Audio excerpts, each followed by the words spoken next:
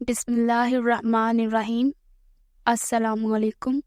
Welcome to my YouTube channel horror stories with गुल।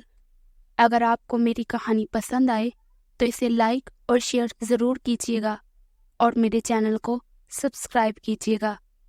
तो चलिए शुरू करते हैं आज की कहानी। ये वाक़या मेरे मामू जान का है, जो अब काफ़ी अरसे से अमेरिका में मुकीम हैं। इनके साथ शहर बहावलपुर में पेश आया। ये 1970 की बात है और वो इन दिनों इम्तिहान की तैयारी कर रहे थे। बहावलपुर का कदीम इलाका फरीद गेट हमेशा से और रौनक रहा है।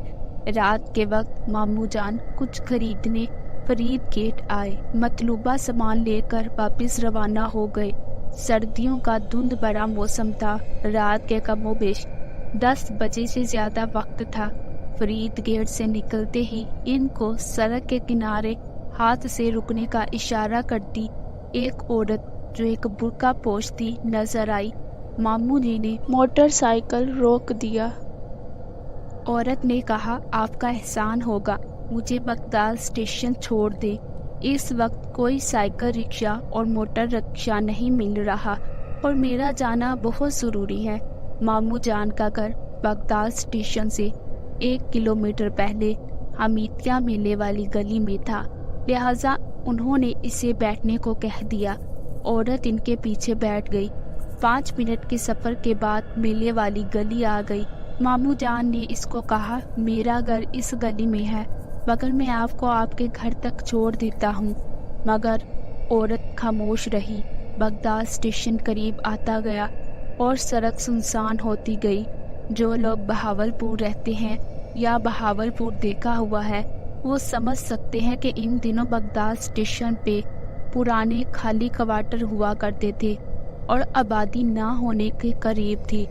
बगदाद स्टेशन के सामने मेन रोड पर मोटरसाइकिल रोककर मामू जान ने कहा, लीजिए आपकी मंजिल आ गई। वो औरत बोली, वो सामने तीसरी गली में मेरा क्वार्टर है, वहाँ उतार दे। मामू जान ने हामी भर ली। 2 गलियों के सामने से गुजरते हुए मामू जान को यूं लगा जैसे मोटरसाइकिल पे वजन बढ़ गया है। मामू जान बोले, मेरी बहन इस वक्त अकेले रात को ना निकला करे। वो औरत खामोश रही। तीसरी गली में एक क्वार्टर था जो अंधेरे में डूबा हुआ था। वो औरत बोली, बस यहाँ रोक दो। औरत नीचे उतर गई। मामू जान ने मोटरसाइकिल मोड़कर सलाम करके मोटरसाइकिल आगे बढ़ाना चाही, मगर यूं लगा जैसे वजन बढ़ गया हो। मोटरसाइकिल आगे बढ़ने का नाम नहीं ले रही थी, हत्ता कि मोटरसाइकिल रुक गया। अजीब सी कैफियत में मामू जान ने कहा कि ये मोटरसाइकिल को क्या हो रहा है। तो वो औरत बोली, यहाँ आके आज तक कोई वापस नहीं गया।